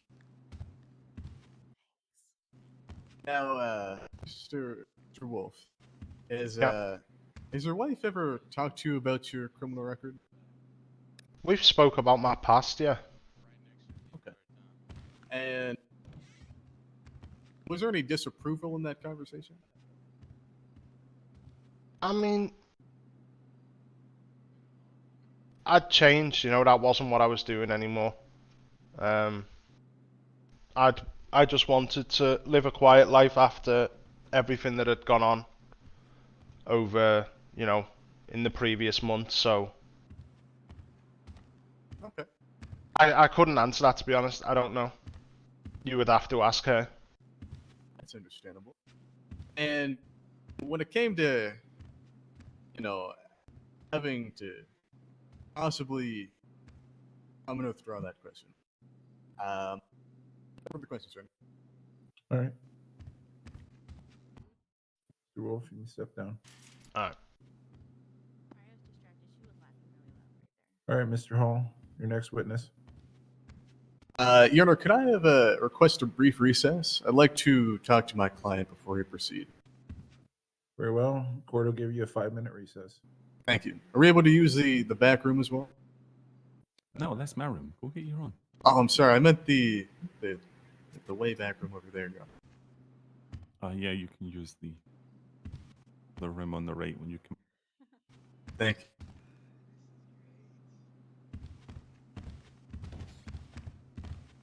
Judge and Judge Michael still preside.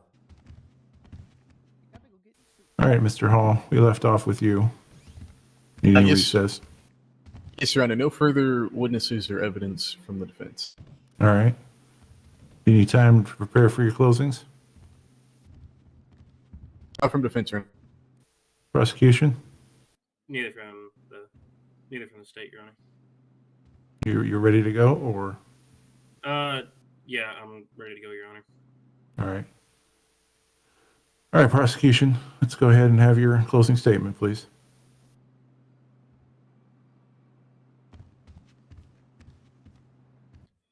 Your Honor and people of the court, today we have went over quite a bit of information, but it still stands to the fact, and we've seen from multiple instances, that Miss Tula was in fact on the scene, regardless of knowing why she was there.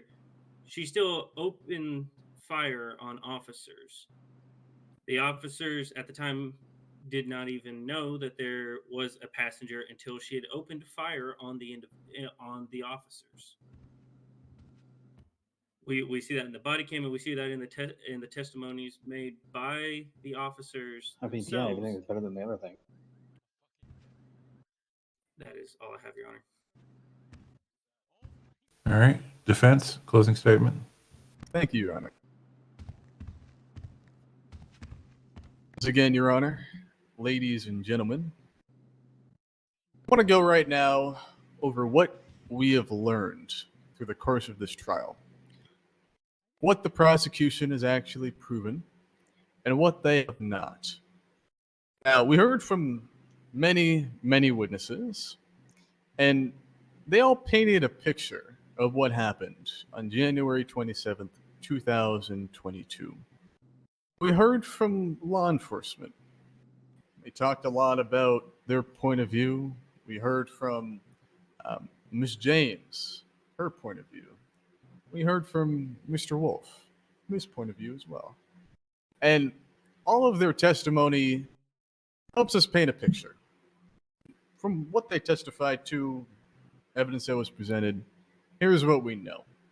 We know that earlier in the day, on January 27th, there was a shooting, hold up, because a person's car was being towed. This all took place on the Chumash Plaza off of Great Ocean Highway.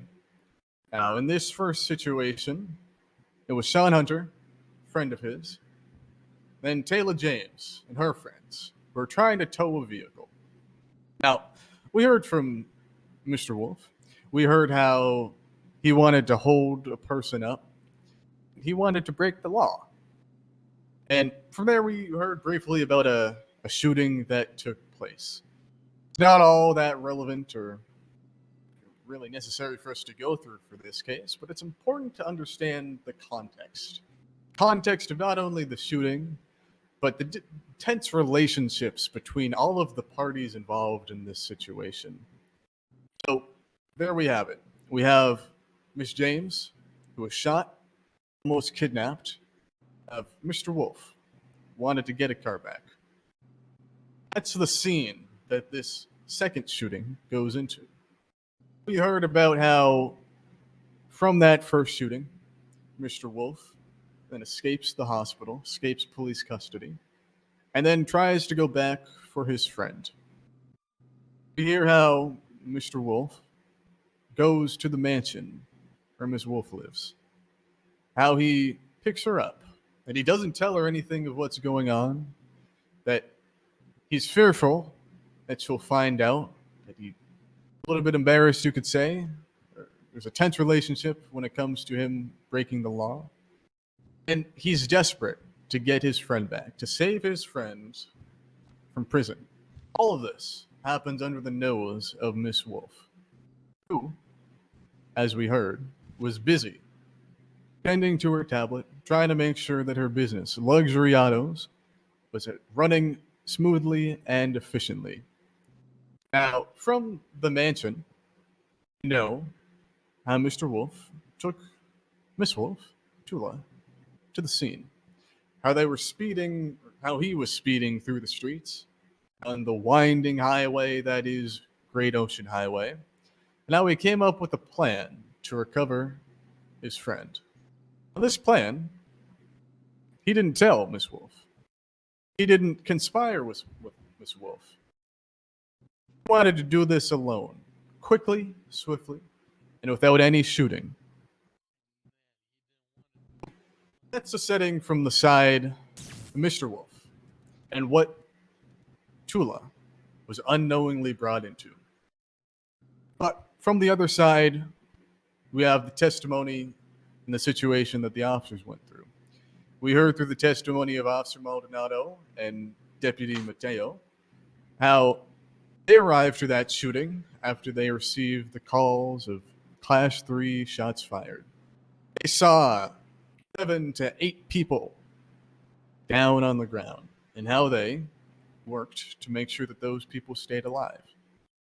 And we heard the testimony how after around 10 to 15 minutes of those officers tending to Miss James and the other individuals that were on the ground,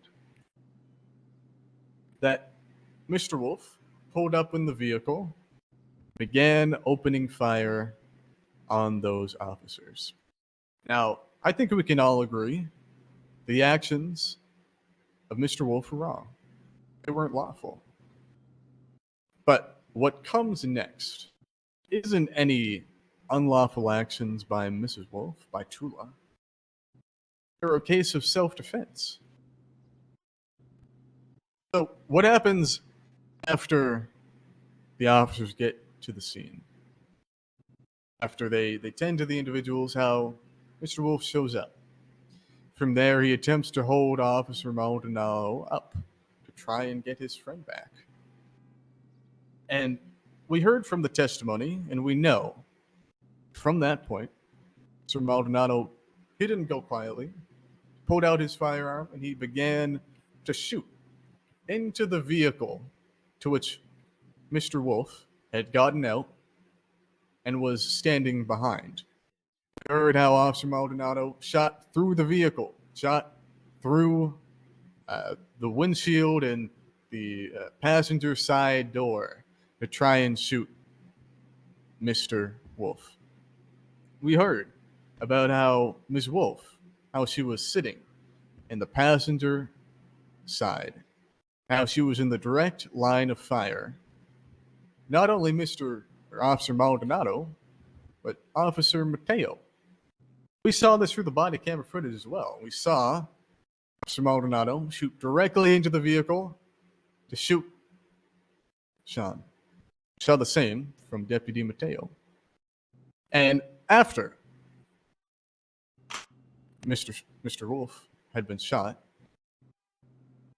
we learned how the officers continued to shoot at Miss Wolfe. Now, we didn't directly hear from Miss Wolfe in this situation, but we know that it is reasonable for a person who is in a situation which there is a threat against their life, that they can use deadly force against that other person. We know that this is a stand your ground state. This state has castle doctrine and recognizes both. And that a person, when they suffering immediate threat, bodily injury, or in this case, death, they have the right to defend themselves. It doesn't matter who that person is. They are suffering that threat. They have the right to defend themselves. They have the right to the self-defense exception if they were acting lawfully. And we know, in this case, that all of that is true for Ms. Wolfe. That she was put in the direct line of fire. That she was not breaking the law at that point, or at all. That she needed to use deadly force to ensure that she saved her own life. And with all of that in mind, it qualifies for self-defense to apply in this case.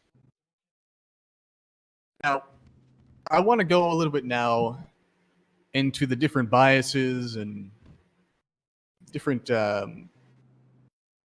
contradictions that we heard to the testimony of the different witnesses. Overall, we do have a pretty clear picture of what happened. We have the body camera footage. We have the witnesses' testimony. But there are still contradictions. There are still things that are unclear.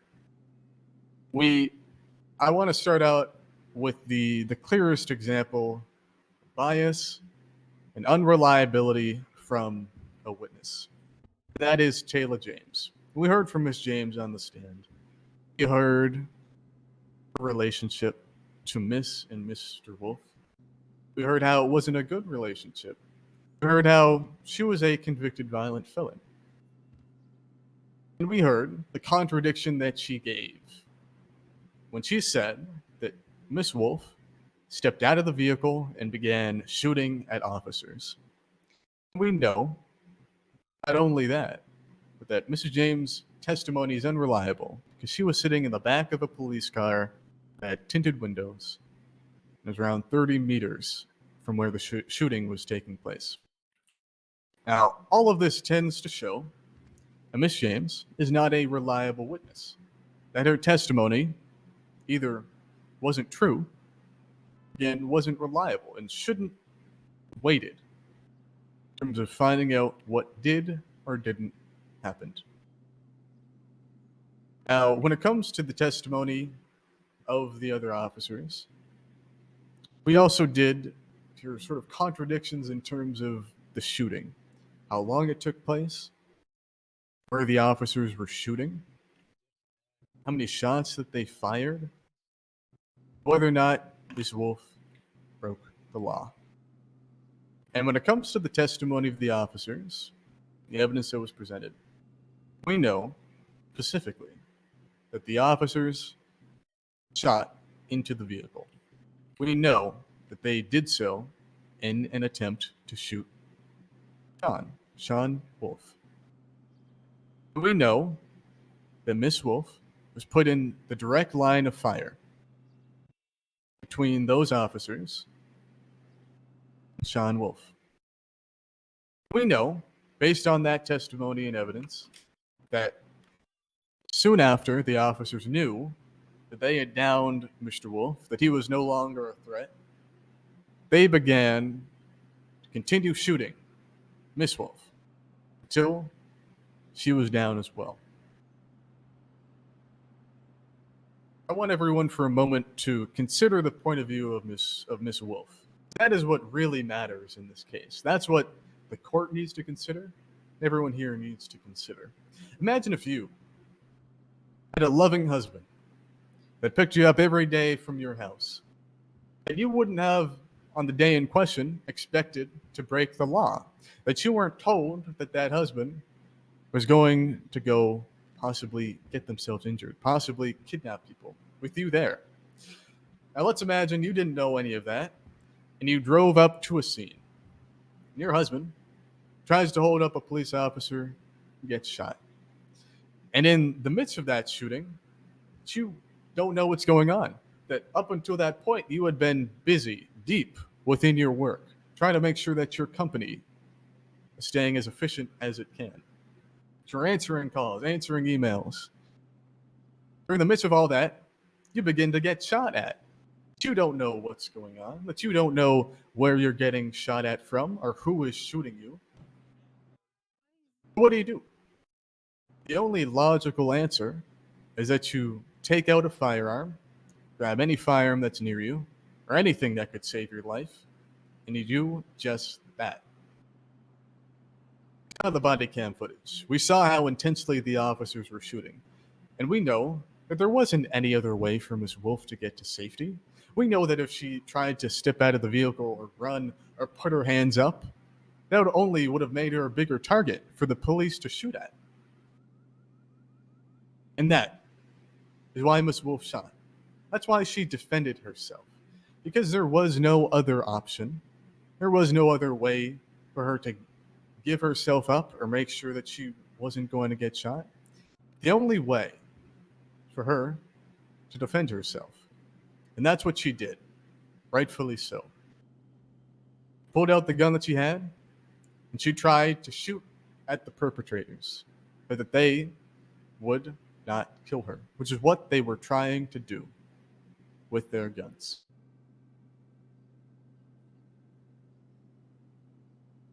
Now, when it comes to what the prosecutors have shown, they haven't shown a whole lot. They've shown that this situation took place, but again, there is great confusion as to the specifics of what happened. We had officers contradicting each other on the stand. We had a witness, Miss James, who was biased. Again, didn't see what happened. We have the story of Mr. Wolfe, who was there from start to finish, saw exactly what happened, and testified to that fact. Now, when it comes to the charges that have been levied against Ms. Wolfe, can you really say at the end of this trial that the prosecution has proved that Ms. Wolfe had the intent to murder a law enforcement officer, that she wanted to kill someone, that she wanted to assault someone, or that she used a firearm in a situation they didn't call for it? The answer to all of those questions is no. In every instance, Miss Wolfe acted appropriately and in line with the law to ensure that she was safe, that she didn't die, that she was able to defend herself. Because of that, Your Honor, I ask that you find Miss Wolfe not guilty on all charges. Thank you. Hardly. All right. Thank you, Mr. Hall. Court will take a recess until the verdict is reached. Bailiff will let everybody know once the verdict is reached. Court stands adjourned until that time. No, it'll just run from the first judge to the last one. All rise. The District Court of San Andreas is back in session. The Honourable Chief Justice Fudge and Judge Michael still preside. All right, we've come to a verdict, unanimous verdict. But first of all, Chief Justice Fudge has a little bit about the stand your ground before we continue on. The main argument in this case, the state of San Andreas versus Tula Wolfe, did centre around stand your ground. I think it was a very well thought and well put forward argument. Some of the factors that you need to take into consideration with stand your ground are that there are exceptions. One of those exceptions is abatement. Does the period of force end either momentarily or for a few minutes? The second exception is if the actor, the person, who's using the stand your ground clause or the doctrine in their defense, is retaliating against someone, is that person justified in their actions? Are they acting under color of law? Are they acting under legal authority? So that is part of the discussions that we had when making this verdict. So I will now pass back over to Judge Michaels to deliver. All right, Miss Wolfe, will you please stand? Miss Wolfe, you've been charged with attempted murder of a peace officer, assault on a public servant, negligent discharge of a firearm or a weapon in public, and possession of an unregistered firearm. These are our findings for this verdict. On the charge of PC 2102, attempted murder of a peace officer, we find you not guilty. On PC 2232, assault on a public servant, we find you guilty. On PC 3103, we find you of a negligent discharge of a firearm and a weapon in public, we find you guilty. Yes. And PC 3302, possession of an unregistered firearm, we find you guilty. Yes. Are you fucking serious? That is our verdict. The opposing counsel has 30 days to appeal the said verdict. We'll move into sentencing. The sentencing among these times is, let me add these up very quickly.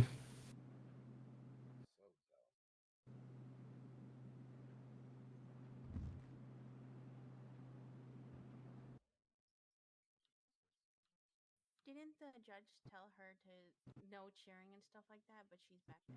I'm sorry, I'm about to go beat her ass. Total is 50 months. Prosecution has Ms. Tula sentenced any time in jail. I'm not 100% sure, Your Honor. I can find out very quickly. Yes, if you please. Then also calculate her fine, please. Your Honor, it's my understanding that Ms. Wolfe did serve the time for the charges. All right. Let's just check with prosecution to make sure that we're correct on this. Yes, Your Honor. She did she did serve time. Okay, we'll give her the 50 months on time served. Was she fined as well? She was fined for the original fine that she pled guilty to, and that was Alright. the only fine that she paid was that one charge. Well, then we'll need her to be fined for the other charges. That is the verdict of this court. That is the sentence of this court. Court stands adjourned. Thank you very much. Thank you. Thank you, Your Honor.